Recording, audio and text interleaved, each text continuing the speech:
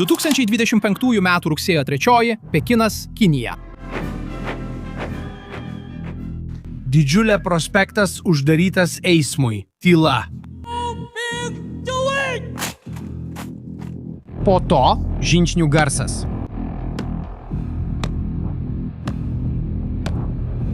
Tūkstančiai jų, visi tuo pačiu ritmu.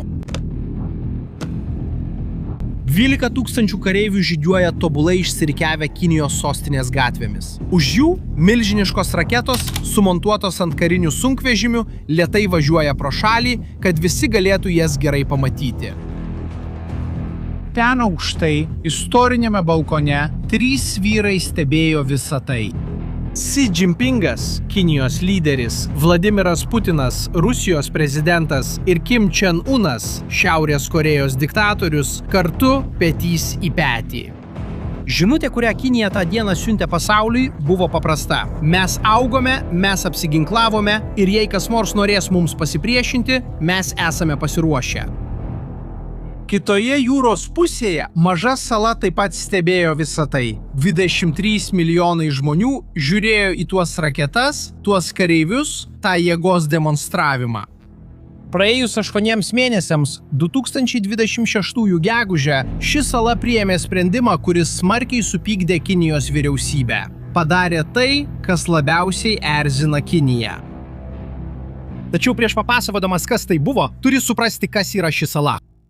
Taivanas yra sala vakarų Ramiajame vandenyne, mažiau nei už 200 km nuo Kinijos krantų. Ten gyvena 23 milijonai žmonių. Šalis turi savo valdžią, savo valiutą, savo kariuomenę, rengia rinkimus. Iš esmės, ji veikia kaip nepriklausoma valstybė. Problema tas, kad Kinija to nemato taip. Kinijos vyriausybei Taivanas yra Kinijos teritorija. Visada buvo, visada bus ir vieną dieną, vienaip ar kitaip, vėl sugrįš Kinijos kontroliai. Tačiau Taivanas sako, kad ne. Ir būtent todėl Taivano sąsiauris, tie 200 km jūros tarp salos ir Kinijos, šiandien yra viena įtempčiausių vietų pasaulyje. Dabar norint suprasti šios įtampos mastą, reikia pamatyti, ką Kinija pastatė per pastaruosius 20 metų. Pažiūrėk į šią lentelę. 2005 metais Kinijos karinis jūrų laivynas turėjo tam tikrą karo laivų skaičių. 2010-aisiais daugiau, 2015-aisiais dar daugiau, o 2020-aisiais tai buvo didžiausias karinis jūrų laivynas pasaulyje pagal laivų skaičių, netgi pralenkęs Jungtinių Amerikos valstijų laivyną. Per mažiau nei 15 metų Kinija pastatė milžinišką laivyną, karo laivus, povandeninius laivus, lėktuvnešius, karinio jūrų laivyno pajėgumus, kurių tiesiog nebuvo prieš vienos kartos laiką. Ir kodėl tai svarbu Taivanui? Nes bet kokia bandymas užimti salą jėga priklausytų nuo jūros. Kinijai tektų kirsti tuos 200 km vandens su kariais, tankais, įranga, viskuo. Ir kuo didesnė Kinijos karinė jūrų pajėga, tuo tai tampa labiau įmanoma, bent jau teoriškai. Bet tik teoriškai ir to jau suprasite kodėl. Kol Kinija statė šią flotilę, ji taip pat pradėjo siųsti tiesioginės žinutes. 2025 m. gruodį Kinijos kariuomenė surengė didžiausias karinės pratybas, kokios kada nors buvo vykdytos aplink Taivaną. Pratyboms buvo suteiktas pavadinimas Teisingumo misija 2025. Ir ar žinote, ką jie praktikavo? Jūrų blokada – visiškai uždaryti jūrą aplink Taivaną, nutraukti salos aprūpinimą, kuri beveik viską, ką naudoja, turi importuoti iš užsienio – kurą, maistą, mašinų dalis. Be priėjimo prie jūros Taivanas ima dusti. Pratybose Kinija pasiuntė 130 orlaivių, 14 karo laivų ir kelis kitus pakrančio apsaugos laivus. Jie uždarė oro maršrutus, imitavo uostų blokavimą. Tai buvo didžiausia jėgos demonstracija aplink Taivaną nuo 2022 metų. O po pratybų Kinijos vyriausybė paskelbė oficialų plakatą. Plakate buvo pavaizduota ranka išeinanti iš Kinijos žemėlapio laikanti grandinę apjuosusią Taivaną. Pavadinimas? Teisingumo grandinė. Žinutė buvo aiški. Taivanas viską tai matė. Laivus, lėktuvus, plakatą, pratybas ir tada padarė tai, kas labiausiai erzina Kinijos vyriausybę. 2026 metai, gegužės 8 dieną, Taivano politikai balsavo ir patvirtino $25 milijardų vertės amerikietiškų ginklų pirkimą. Kad suprastumėte šio skaičiaus dydį, tai būtų tas pats, jei Brazilija nuspręstų vienu kartu įsigyti tiek ginklų, kad užtektų visai armijai aprūpinti. $25 milijardų vertės ginklų nupirktų iš Jungtinių valstijų skirti būtent tam, kad būtų apsunkinta bet kokia Kinijos invazijos bandymo galimybė. Ir žinokite, išleisti šiuos pinigus iš tikrųjų, pasirašyti sutartis, pervesti lėšas, tai yra daug galingesnė žinutė nei bet kokia politinė kalba. Tai sako Kinijos vyriausybei, mes esame pasirengę brangiai mokėti, kad galėtume toliau egzistuoti. Tai sako Jungtinėms valstijoms, mes vykdome savo dalį. Ir tai sako visam pasauliui, kad Taivanas nelaukia, kol kas nors ateis jo gelbėti. Ir žinote, ką būtent Taivanas perka už šiuos pinigus? Išsiskiria dvi sistemos. Pirmoji yra HIMARS. Pavadinimas sudėtingas, bet koncepcija paprasta. HIMARS tai sunkvežimis su ant viršaus sumontuotų raketų paleidėjų. Atrodo paprasta, bet tai, ką jis daro, yra nepaprasta. Jis gali paleisti raketas, kurios skrenda net 300 km su chirurginiu tikslumu. 300 km. Tai reiškia, kad konflikto atveju Taivanas galėtų pasiekti Kinijos pakrantės uostus. Iš ten, kur išplauktų invazijos laivai, dar prieš tiems laivams pajudant iš vietos.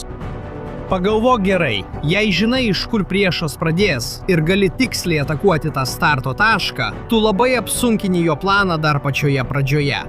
Ir dar daugiau, HIMARS yra sumontuotas ant sunkvežimio. Jis iššauna ir išvažiuoja. Iššauna iš vienos vietos, pajuda, iššauna iš kitos. Jį labai sunku aptikti ir sunaikinti.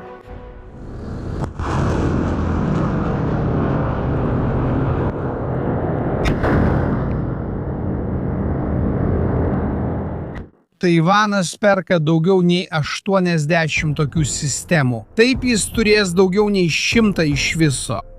Ugnies galios koncentracija, kurios ne vienas Kinijos karinis planuotojas negali ignoruoti. Antra sistema yra Javelin. Javelin yra nešiojama prieštankinė raketa. Kareivis gali ją neštis ant peties ir paleisti vienas. Idėja tokia. Jei koks nors Kinijos karinė transporto priemonė sugebės pasiekti Taivano paplūdimį, Javelin bus ten, kad jį sunaikintų prieš išlaipinant kareivius.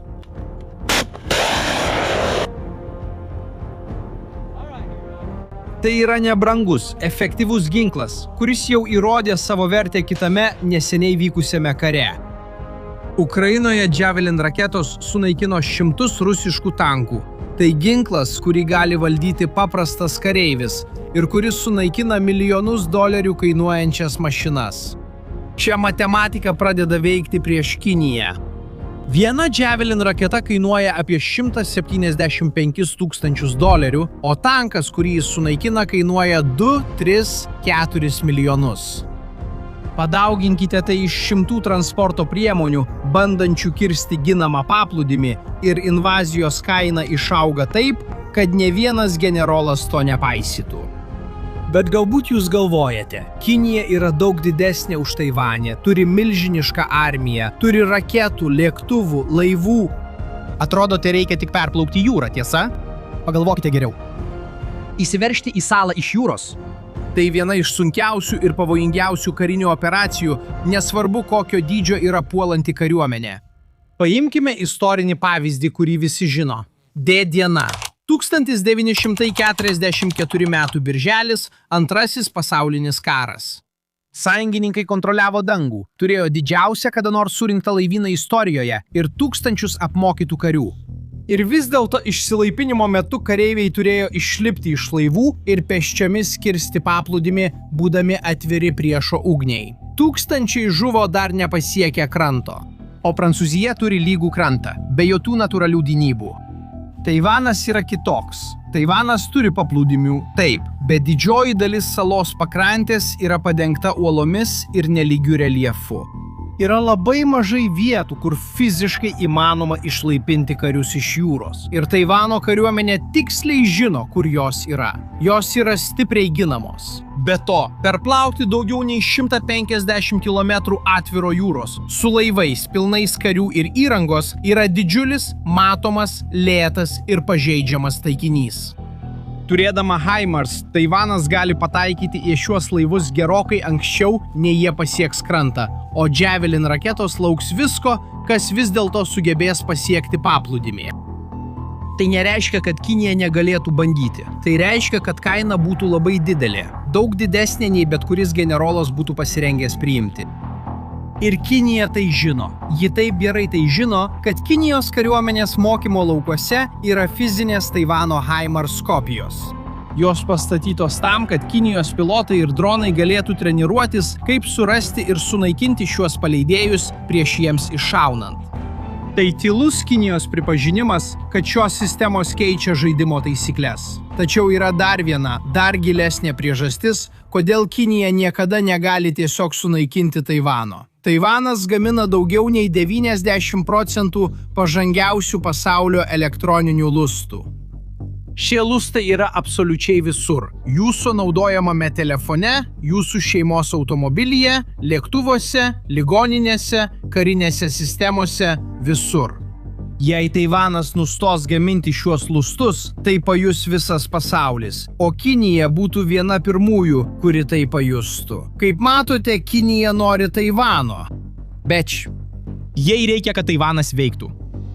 Bombarduoti salą iki pasidavimo sunaikintų būtent tai, ką Kinijos vyriausybė labiausiai nori kontroliuoti. Tai spąstai, iš kurių nėra lengvo išėjimo, ir tai yra dar vienas veiksnys prieš bet kokį sprendimą pradėti karą. Dabar ateina pats netikėčiausias visos šios istorijos momentas. Prieš papasakodamas pabandyk atspėti, kas tavo manimų patvirtino tuos 25 milijardų vertės amerikietiškus ginklus. Ar Taivaną valdanti partija, kuri atvirai priešinasi Kinijai, ar opozicija, partija, kuri istoriškai pasisako už glaudesnius santykius su Pekinu? Pagalvok akimirką. Tai buvo opozicija. Partija, kuri labiau palanki Kinijai. Taivane ką tik patvirtino didžiausią prieš Kiniją nukreiptą ginklų paketą šalies istorijoje. Ir atkreip dėmesį į detalę. Likus mėnesių iki šio balsavimo, šios pačios partijos lyderė asmeniškai vyko į Pekiną ir susitiko su Xi Jinpingu. Kodėl jie tai padarė? Nes Jungtinių valstijų spaudimas buvo per didelis, kad būtų galima jį ignoruoti. Vašingtonas aiškiai pasakė, kad tikisi šio patvirtinimo. Ir bet kuri Taivano partija, kuri atrodytų blokuojanti amerikietiškų ginklų pirkimą, atsidurtų labai keblioje padėtyje pagrindinio salos sąjungininko akivaizdoje. Tai nebuvo drąsos gestas, tai buvo šaltas, interesais pagrįstas sprendimas. Tačiau praktinis rezultatas yra tas pats. Dabar Taivanas turi patvirtintus pinigus šiam arsenalui įsigyti. Ir šis žingsnis nėra pavienis. Japonija, artima šio regiono kaimynė, 2025 metų pabaigoje paskelbė apie didžiausią karinį biudžetą nuo Antrojo pasaulinio karo laikų. O per gegužę 2026 metais Filipinuose vykusiose karinėse pratybose 7 šalys kartu treniravosi, kaip reaguoti į invaziją iš jūros. Pratybų taikiniai buvo kiniškų desantinių karinių transporto priemonių kopijos, tokių pačių, kokios būtų naudojamos išlaipinti karius paplūdimyje. Niekam nereikėjo garsiai ištarti Kinijos vardo, visi suprato. Ir kad šis vaizdas būtų pilnas, įvyko kai kas, kas nustebino net ir labiausiai patyrusius analitikus. Tai yra Donaldas Trumpas 2026 metų gegužės 11 dieną, praėjus vos kelioms dienoms po Taivano biudžeto patvirtinimo. Jis pasakė, kad ginklų pardavimo Taivanui klausimą iškels derybose su Xi Jinpingu viršūnių susitikime, kuris vyks trečiadienį 13 dieną Pekine. Turiu puikius santykius su prezidentu Xi. Nežinau, kas nutiks.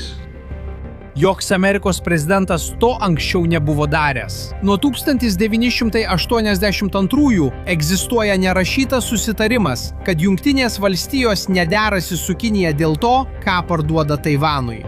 Tai yra riba, kuri niekada nebuvo peržengta. Bet Trumpas ją peržengė. Taivano atžvilgiu šis pareiškimas buvo šokas, nes tai reiškia, kad patvirtinti ginklai teoriškai gali tapti derybų tarp dviejų didžiausių pasaulio galių mainų objektu. O Kinijos vyriausybei tai buvo būtent tai, ką ji norėjo išgirsti. Kinija visada tvirtino, kad amerikietiški ginklai Taivanui yra provokacija ir kad Jungtinės valstijos neturėtų kištis. O dabar pats Amerikos prezidentas sakė, kad galbūt verta apie tai pasikalbėti. Tai labai įtemptas momentas. Taivanas patvirtino didžiausią savo istorijoje ginkluotės paketą, tačiau šio arsenalo ateitis gali priklausyti nuo vieno pokalbio tarp Trumpo ir Xi. Tiesa ta, kad pasaulis keičiasi. Ir Taivano sąsiauris, tas jūros ruožas tarp Kinijos ir salos, išlieka vieta, kurioje šie pokyčiai bus nulemti. Taivanas įsigijo ginklų, Kinija treniruojasi blokadoms, Japonija persiginkluoja, o Jungtinės valstijos žaidžia abiejose pusėse. Ir viso to viduryje milijonai žmonių saloje kasdien gyvena žinodami, kad yra vienos svarbiausių šio amžiaus konfliktų centre. Iš esmės ši istorija nėra apie raketas ar karinius biudžetus. Ji yra apie kainą, kurią maža tauta pasirengusi sumokėti, kad išliktų laisva.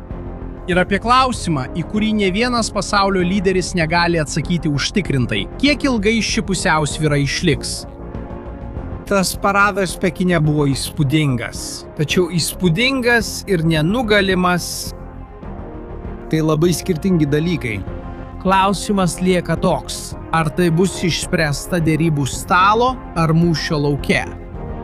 Dabar noriu sužinoti jūsų nuomonę.